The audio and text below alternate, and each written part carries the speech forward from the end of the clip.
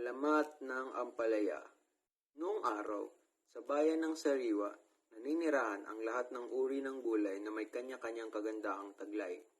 Si kalabasa na may kakaibang tamis, si kamatis na may asim at malasot lang kutis, si luya na may anghang, si labanos na sobra ang kaputian, si talong na may lilang balat, lunti ang pisngi ni mustasa, si singkamas na may kakaibang lutong na taglay, si sibuyas na may manipis na balat, at si patola na may gaspang na kaakit-akit.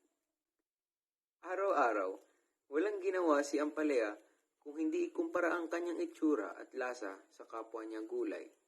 Bakit ang ganda ng itsura niyo? Bakit ako ganito lang? Ang putla ng balat ko at hindi maipaliwanag ang lasa ko. Dahil dito, ay nagbalak siya ng masama sa kapwa niyang mga gulay.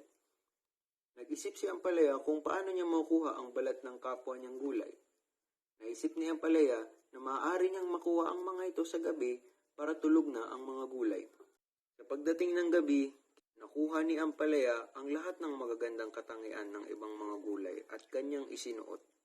Tuwang-tuwa si Ampalaya dahil ang dating gulay na hindi pinapansin ngayon ay pinagkakaguluhan.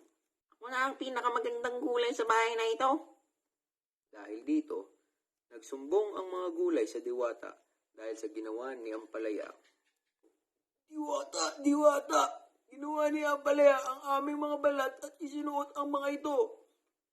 Dahil dito, nagalit ang mga gulay at kanilang iniharap si Ampalaya sa diwata ng lupain. Isinumbong nila ang ginawang pagnanakaw ni Ampalaya.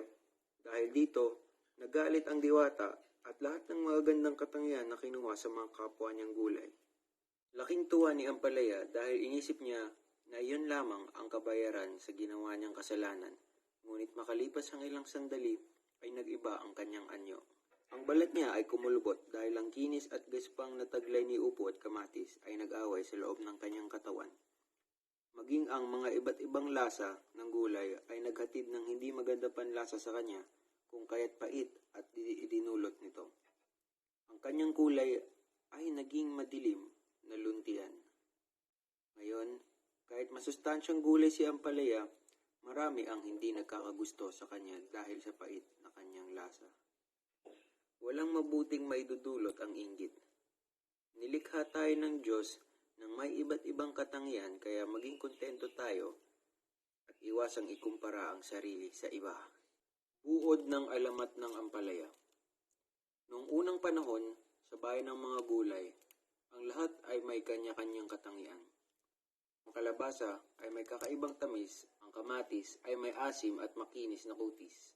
Ang luya ay may kakaibang anghang, ang labanos ay may sobrang kaputian, ang talong ay may lilang kulay, ang mustasa ay luntian.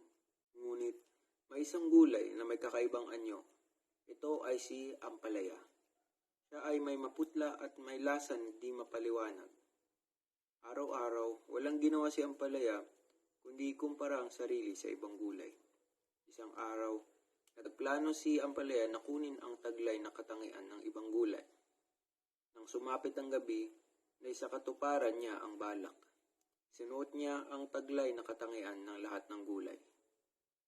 Tuwang-tuwa si Ampalaya sapagkat ang dating di pinapansin ay pinagkakaguluhan na ngayon. Ngunit walang lihim na di mabubunyag. Napagkasunduan ng lahat ng gulay na sundan ang kakaibang gulay. Nagalit ang lahat at si Ampalaya ay iniharap sa diwata ng lupain. Bilang parusa, ang balat ni Ampalaya ay kumulubot. Ang lasa sa loob ng kanyang katawan ay naging mapait, na dulot ng pagkahalo-halo ng lasa ng ibang gulay. Thank you.